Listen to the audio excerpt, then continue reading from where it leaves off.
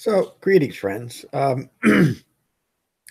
Today's talk is on emptiness, on Shunyata, as the Buddha taught emptiness, but also I'll explain the differences and the contradictions to modern applications of emptiness.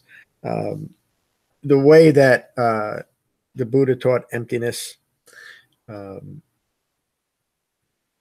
relates directly to what he taught as the central theme of the Dhamma, which is the nature of suffering and understanding suffering. So the Buddha described an awakened human being as released or unbound from clinging.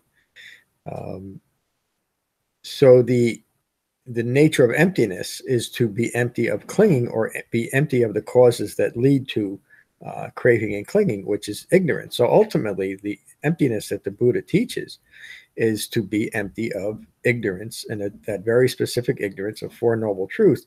And this relates directly to what the Buddha awakened to. I'm going to turn this light on so people can see me. The Buddha awakened to what is known as dependent origination, which states that from ignorance through 12 observable causative links, all manner of confusion, deluded thinking, and ongoing suffering, in a word, dukkha, arises. So again, the purpose of the Buddha's Dhamma is to empty oneself of that initial ignorance of Four Noble Truths. The Buddha taught an Eightfold Path in order to do this. This is all very simple and direct. And as in most everything that the Buddha teaches, when it's understood in the context in which Siddartha Gotama intended it, when it's understood how to apply these teachings, all of it is very simple and very direct. There's nothing confusing. There's nothing ambiguous about what the Buddha taught. There's nothing extraneous about it. So that leads to the idea of modern applications of emptiness or nothingness. And it's so the misunderstandings of emptiness and nothingness is so interwoven in modern Buddhist practice that it's hard to think of Buddhism without these contradictory concepts, and they're central to it. The idea that there's no such thing, or that emptiness is some grand cosmic void that we're all aspiring to, or that ultimately there is nothing as a reality. It's not something that the Buddha taught, and that relates directly to this idea of no self, that ultimately there's no such thing as a self. They're just such confusing doctrines because they don't address the issue. It has nothing to do whether there is or there isn't a permanent self. What the Dhamma has to do addresses is the nature of suffering. So those other questions are really irrelevant. Let me just read a quote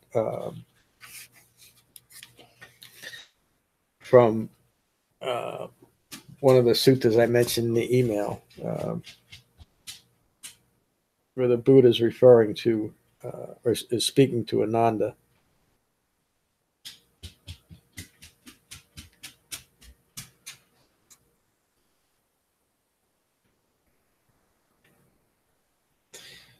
Ananda, let me start here. So Ananda, this is final entry into emptiness, which is in accord with reality and is undistorted and pure.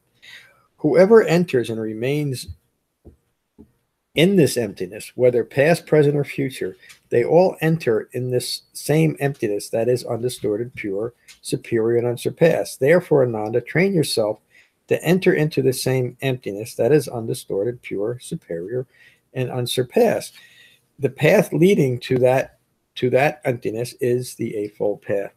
So the Buddha concludes by stating very emphatically that in order to develop emptiness, the Eightfold Path must be developed, and the Eightfold Path is the path the Buddha taught, to empty oneself of ignorance. So again, to reemphasize that important point, that we're not aspiring in Buddhism, as the Buddha taught, we're not aspiring to some cosmic universal environment of emptiness. That idea of an environment of emptiness or nothingness really has no relevance at all to what the Buddha taught. It's simply to empty ourselves. It's just like a vessel that has nothing in it is empty. That's what we are to do with ourselves in relation to ignorance, to empty ourselves of ignorance. And that's the important teachings on Shunyata. So I hope you enjoyed the talk today, and I'll see you next week. Peace.